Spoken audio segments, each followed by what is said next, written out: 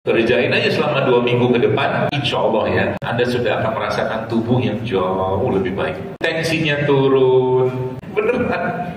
Dan ini akan memutus rantai penyakit di keluarga. Kasih ilmu baru supaya kulitnya keep glowing, binti glowing.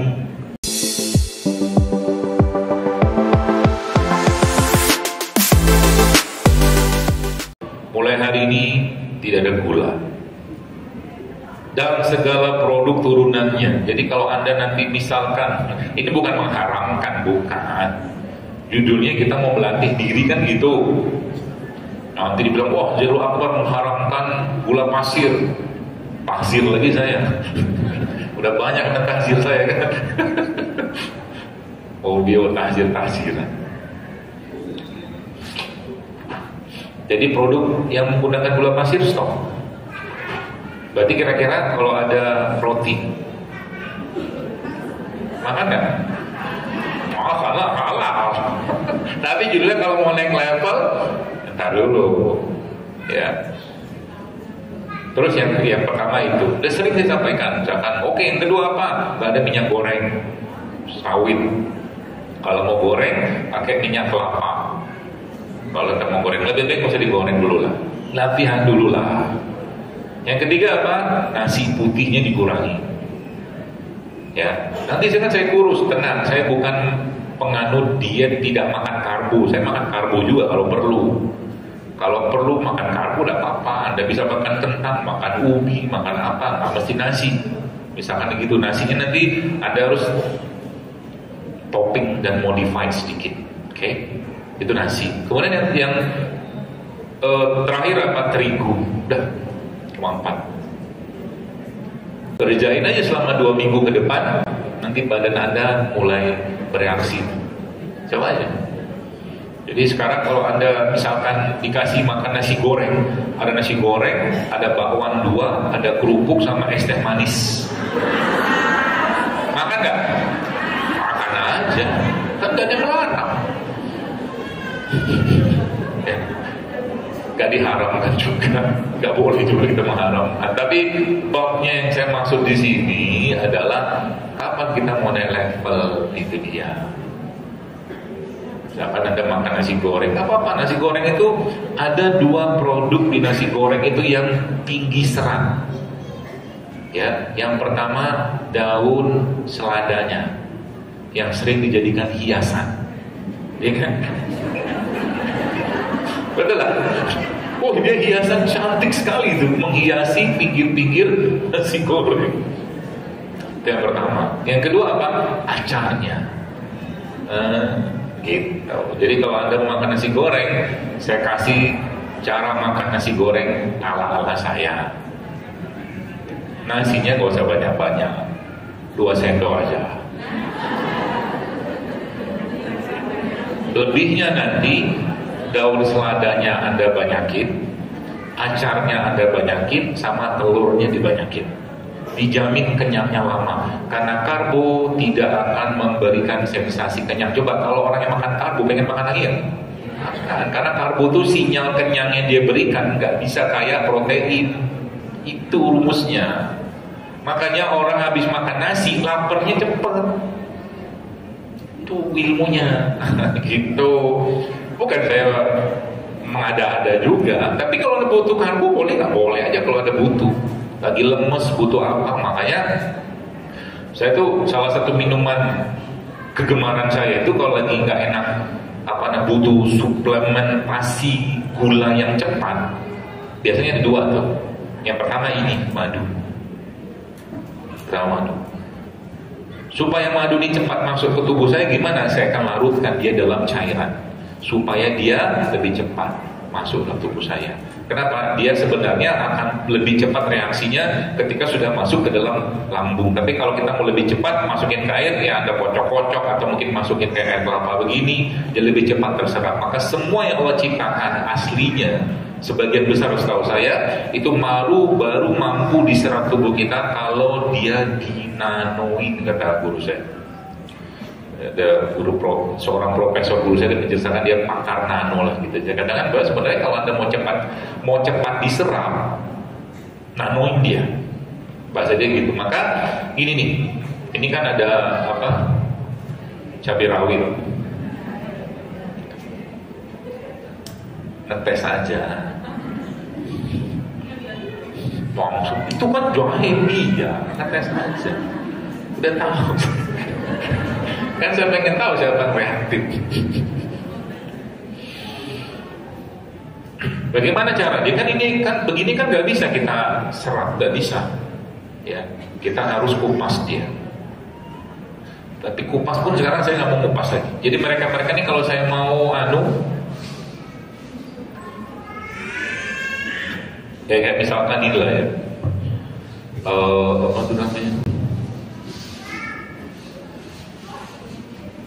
Kunyit. Nih. Sekarang saya kalau bikin wedang-wedang begini jangan dibuang kulitnya. Wah. Ini cuci bersih aja. Jangan pakai sabun cucinya ya. Cuci. Udah potong ini kan. Nah gitu. Terus dia dipotong. Dokter jualan soto ya. Hobi saya gini-gini itu hobi. Ya. Nah ini kan dikecilin kan. Tapi masih makro kan, masih gede kan. Nah supaya dia kecil molekulnya gimana? Banyak caranya. Ini kan salah satu caranya. Cara yang kedua apa? Cara yang kedua supaya dia bisa terserap dengan cepat dalam tubuh. Tapi ini butuh waktu, Anda cemplungin aja ke sini. Bahasanya itu kan diinfus. Nih, ini makro kan? Kurma ini kan makro. Ya kan? Supaya dia jadi nano, cemplungin aja sini, coy. Maka si kurma ini nggak langsung tapi ya, nggak langsung. Butuh waktu beberapa jam, apalagi bahannya padat. Rata-rata ya, nanti lihat aja nih rata-rata sejaman dia sudah mulai keluar.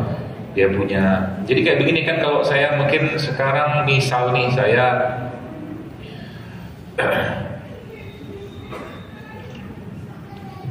Anda lihat apa di sini?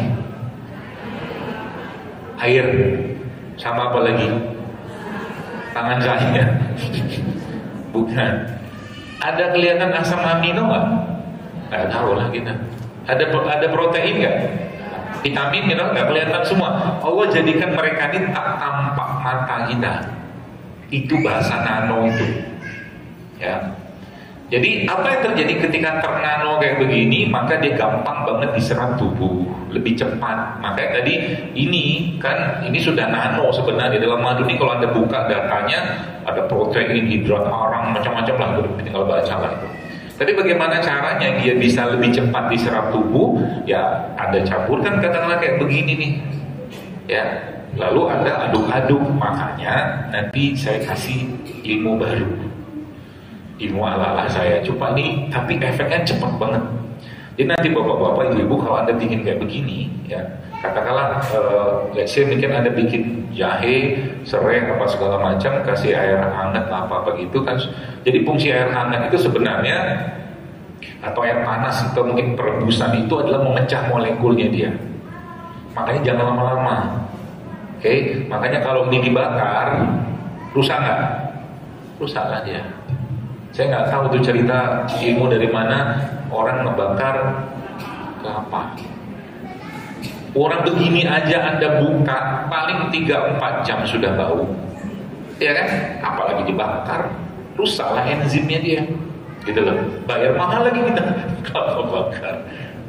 Nah gitu. Nah jadi sekalian dinanoin, berarti dinanoin gitu kan. Kita cemplungin aja udah. Gitu kan, kayak ini juga sama. Jadi kayak air kelapa itu isinya macam-macam, langsung bisa masuk ke tubuh kita dan langsung dari katakanlah lambung kan nggak perlu diolah banyak lagi, karena dia bukan makro, bukan dalam bentuk gede gitu lah, langsung bisa masuk ke darah gitu, cepat dia. Ya. Nah, jadi pemanasan pada rimpang-rimpang kayak begini itu yang saya ketahui nih, misalnya kayak begini gitu ya. Itu tuh fungsinya sebenarnya apa? Memecah molekul dia supaya kecil kayak begini kan. Karena mereka ini dalam bentuk makro, ya.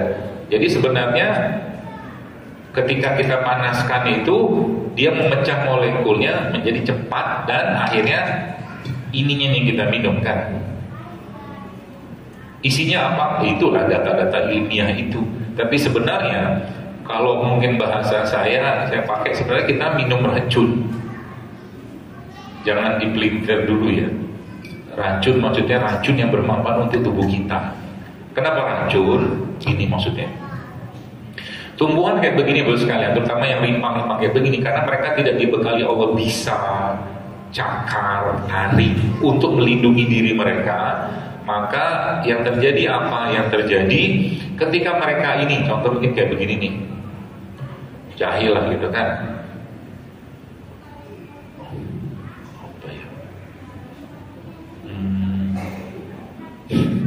Saya mau ngapain lagi?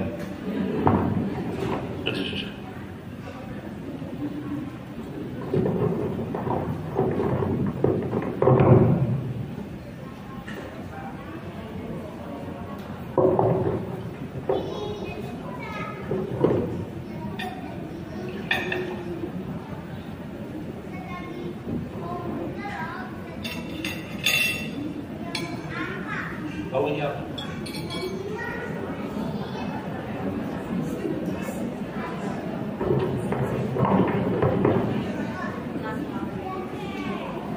Kalau mungkin orang Jawa bilangnya kentos kali ya.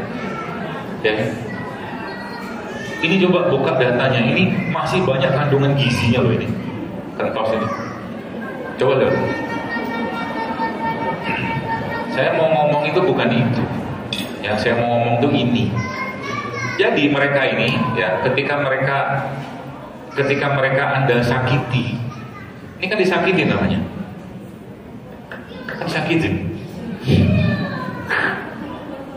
Gitu kan? Atau kan keluar tuh anunya tuh, baunya, aromanya. Atau Anda sakiti dengan lebih agak kejam, namanya digeber. Makin kencang dia baunya daripada Anda iris. Maksudnya apa? Ya mereka ini butuh disakiti untuk mengeluarkan bahan perlindungan mereka, aromatik segala macam yang itu bermanfaat untuk kita. Aslinya itu racun. Bukan racun, bahan perlindungannya dia aslinya. Tapi buat kita Allah ciptakan itu bermanfaat dan dia tidak banyak menimbulkan efek kalau dikonsumsi dalam jumlah yang normal. Tahu sianida? Racun. Sianida tahu kan? Itu dalam biji apel ada loh. Biji apel itu ada sianidanya. Tapi baru tercapai dosisnya untuk menimbulkan efek sianida kalau apa? Kalau Anda makan apelnya 100. Nggak mungkin kan? Itulah maha besarnya Allah dan maha kasih sayangnya Allah sama kita. Gitu. Anggur juga sama. Kalau Anda baca resveratrol, apa namanya, kandungan antioksidan pada anggur itu sebenarnya itu zat perlindungan dirinya dia. Ya, tapi Allah jadikan dia bermanfaat untuk kita. Nah, kembali ibu sekalian, sampai jam 10:30. Sampai jam berapa nih bu? 11. 11:30. Lama kali. Nabi aja udah bilang berhematlah dalam memberi nasihat, kata Nabi.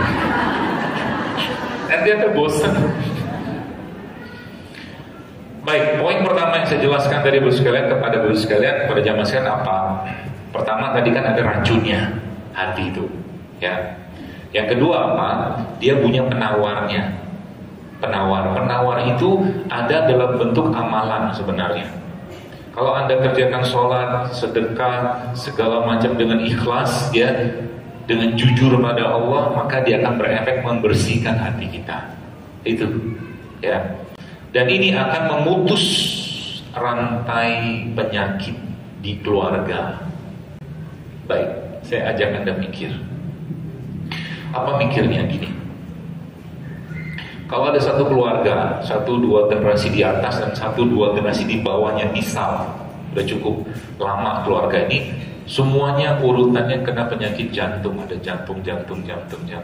Harusnya kita mikir, harusnya ada benang merah apa nih di sini berupa penyakit tanda kutip hati atau emosi yang diturunkan terus menerus gak diputus. Harusnya ada. Kita kalau mikirnya pakai kaidah tadi itu, harusnya ada. Kok keluarganya diabetes semua? Ya kan? Kok keluarganya kanker semua tuh harusnya ada. Nanti coba lihat. Dan emosi atau perasaan itu itu macam-macam. Tiap keluarga tuh beda-beda. Dan itu bukan aib, bukan dosa. Cuma tugas kita pangkas itu, putus itu. Cara mutusinnya gimana? Agama, ilmu. Itu.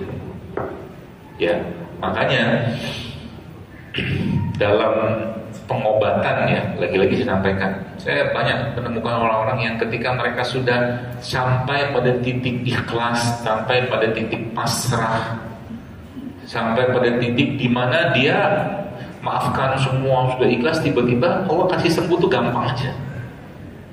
Ya, itu sebabnya dalam beberapa kaidah syariat atau ibadah Nabi itu menjelaskan begini, contoh kata Nabi apa? Obatilah penyakitmu dengan sedekah. Kok? Bagaimana caranya? Kita bisa mikir. Karena aslinya orang-orang yang kikir itu, kan kita ini kikir nih, defaultnya kita. Maka sedekah itu bukan hal yang gampang buat manusia, apalagi wakaf. Kalau sedekah itu kan sharing profit namanya. Sedekah. Wakaf sharing kepemilikan. Ya, lebih susah lagi wakaf. Menyerahkan kepemilikan kepada Allah itu nggak gampang. Tapi subhanallah sekalian, saya pernah waktu sempat ke Turki, waktu itu di dekatnya makam Abu Ayyub Al-Ansari itu ada satu makam menterinya dia lah, bukan menteri Abu Ayyub, menteri salah satu di Kesultanan Turki Utsmaniyah itu namanya tuh Lala Pasha apa Lala Hatun, saya lupa lah itu, Lala pokoknya. Tapi menariknya orang ini bos sekalian, subhanallah, dia punya buku wakaf. Ada buku bahasa Arabnya 300 halaman lebih. Isinya wakaf dia semua. Jauh lebih besar halamannya, jauh lebih banyak halamannya daripada buku nikah. Keren kan? Itu. Sehingga dalam kaidah syariat itu Nabi mengatakan kalau hati kan bisa keras. Apa obatnya? Pergi ke kuburan, ingat kematian, beri orang makan, ke pusat kepala anak yatim, itu obat. Itu ya poin di situ. Maka mulai sekarang kalau kita bicara bagaimana iman kita ini stabil, imanitas tanda kutip stabil dan imunitas itu stabil, maka yang pertama kali kita minta sama Allah, minta dibuang. Makanya orang yang puasanya rutin, insya Allah hatinya pastinya harusnya terjaga. Lisannya pasti. Karena orang puasa kan sudah dibilang, kalau ada orang ngejek engkau ketika lagi puasa, katakan pada saya sedang berpuasa, tidak usah diladenin. Kalau bahasa Quran, faiza khatabahumul jahilun, engkau bertemu dengan orang-orang bodoh, kata Allah apa? Situ qulu salama, salam perdamaian. Ente mau ngomong apa? Sok atuh mangga. Itu berapa? Karena nggak ada urusan, gitu loh. Mau fitnah silakan, mau gibah silakan, toh yang panen pahala kita.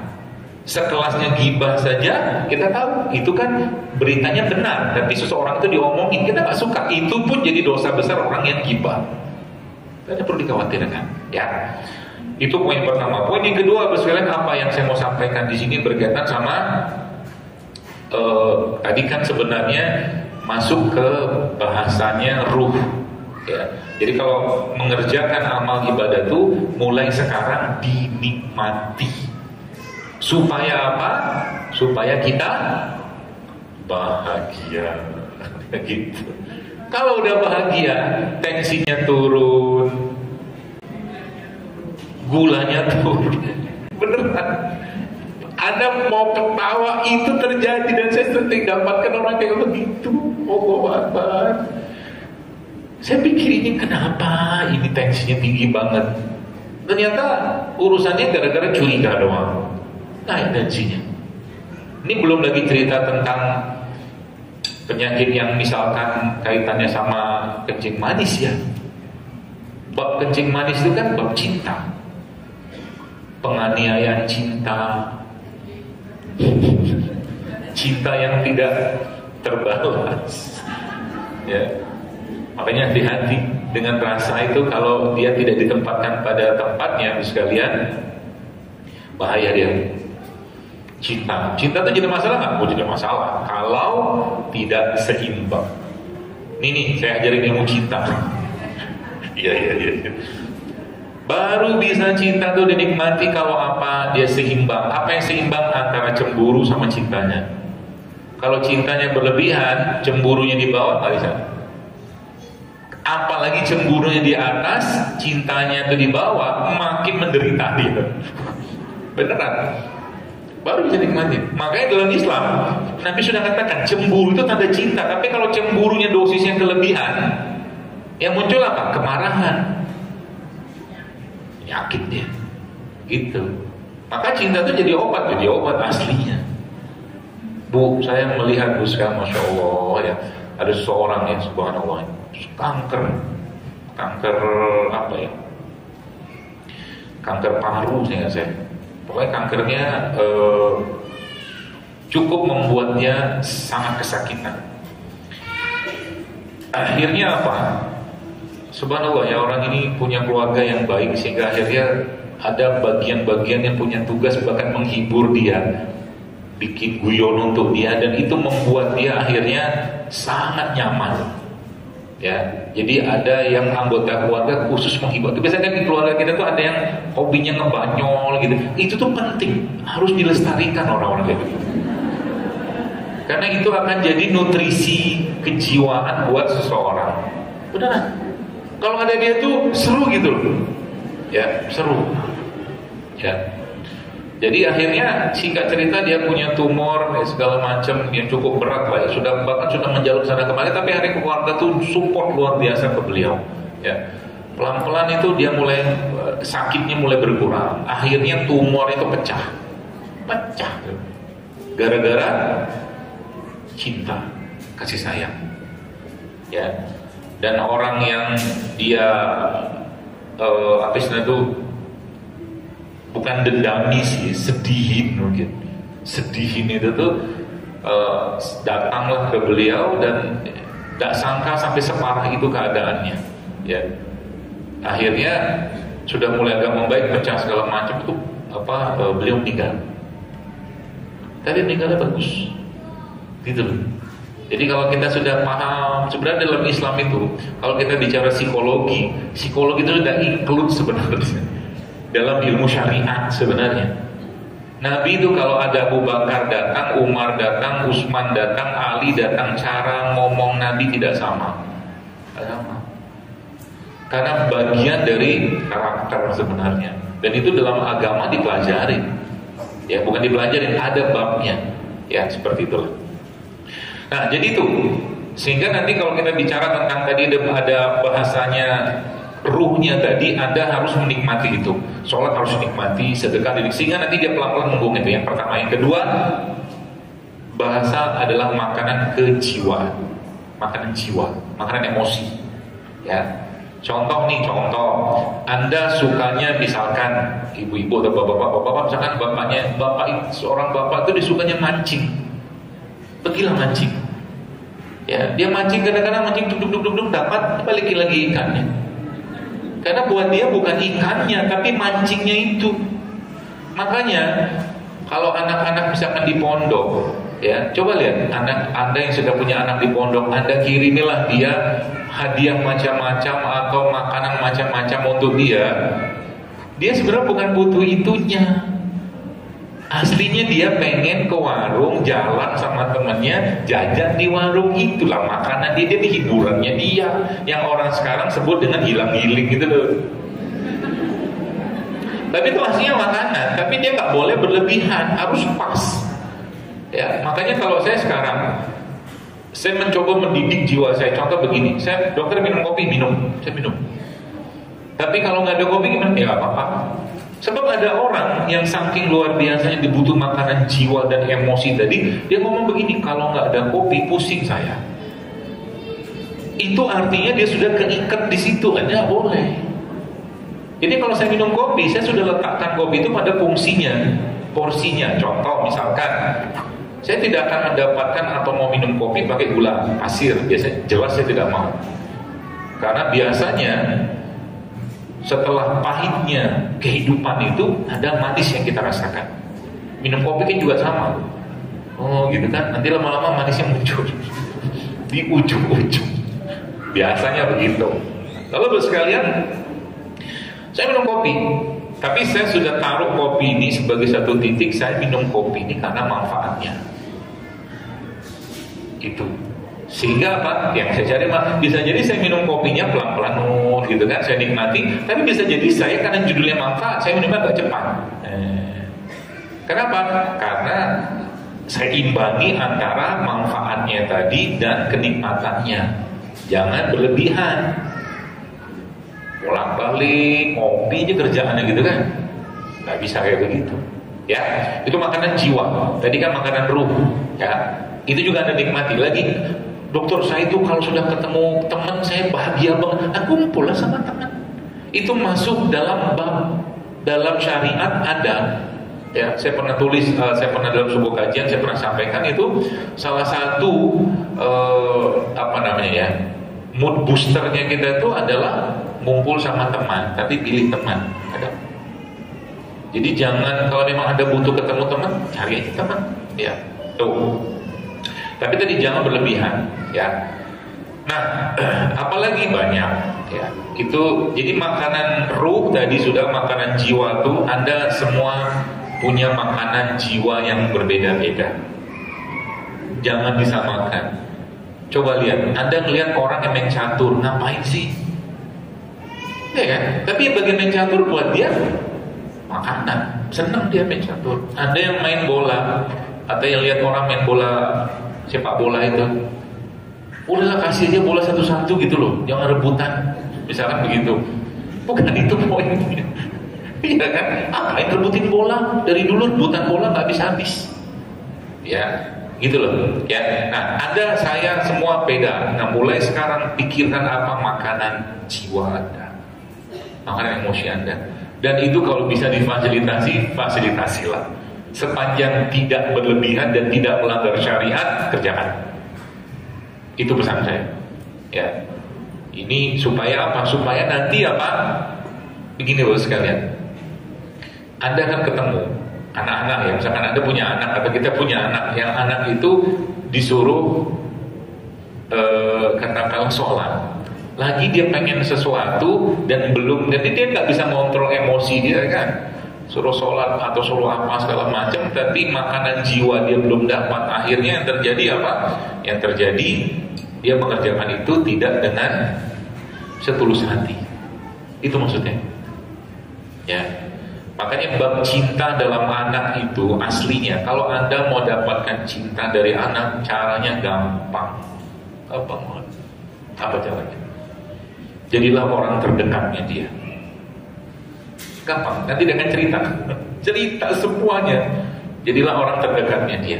Sampai nanti Andalah orang yang pertama akan dia sampaikan, Abi, Umi, Papa, Mama, saya pengen nikah. Kalau dia berani ngomong gitu sama Anda, berarti Anda orang tua yang tahu. Anda orang terdekatnya dia. Atau dia katakan, saya suka dengan cowok itu, saya suka dengan cewek itu, jangan dimarahin. Itu normal. Ya gak normal kalau anak Anda cowok suka cowok.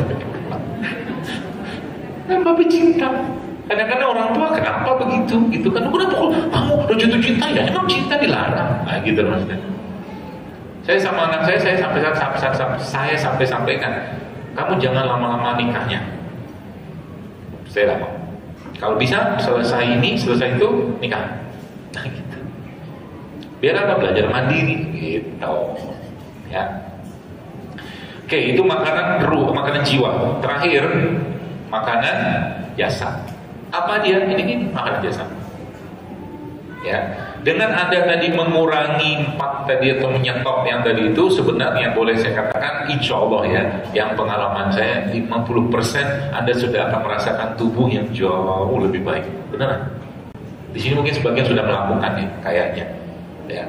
Dan muka kita itu kan akan mencerminkan isi apa? Isi hati sama isi perut.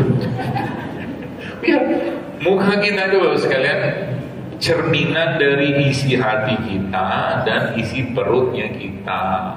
Jadi kalau saya ya sedikit-sedikit kadang-kadang iseng-iseng lihat muka orang gitu ya, saya bilang ya gak usah cerita deh nanti makan apa, saya sudah kebayang lihat muka. Tahu kenapa? Sekarang contoh orang kan luar biasa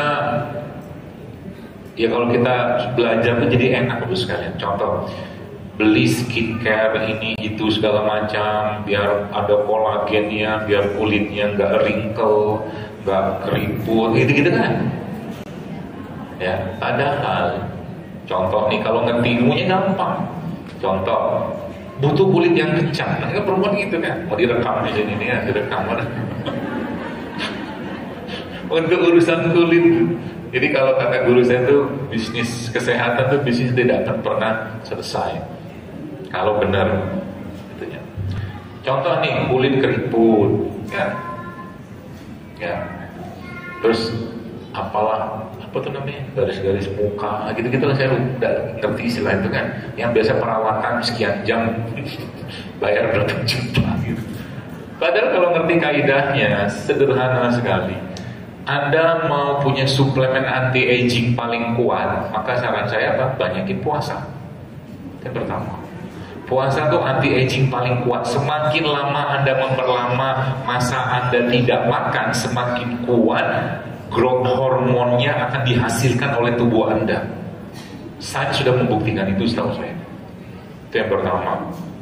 Kalau bicara kulit-kulitan ini, supaya kulitnya keep glowing, glowing,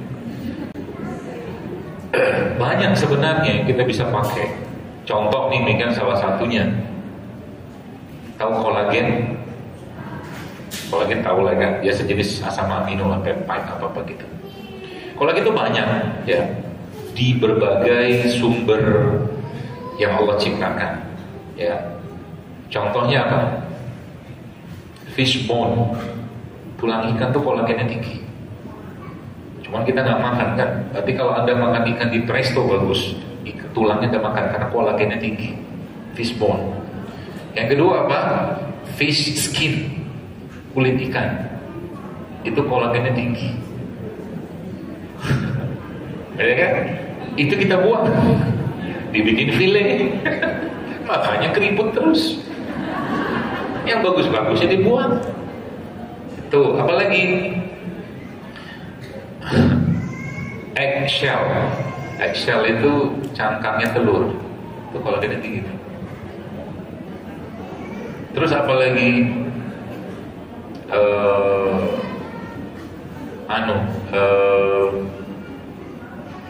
Ceker ayam. Itu kolagennya tinggi. Kemudian apalagi? Banyak. Termasuk juga ada salah satu produk yang kolagennya tinggi itu, ya lumayan lah ini, rumput laut. Jadi rumput laut ini ya, karena dia selain dia banyak mineral, setahu saya tuh pokoknya tinggi lah nih mineral pada rumput laut. Ini tuh bisa jadi masker sebenarnya. Kalau mau pakai maskeran, Anda tinggal ambil air, kasih madu sedikit buat masker muka. Bagus.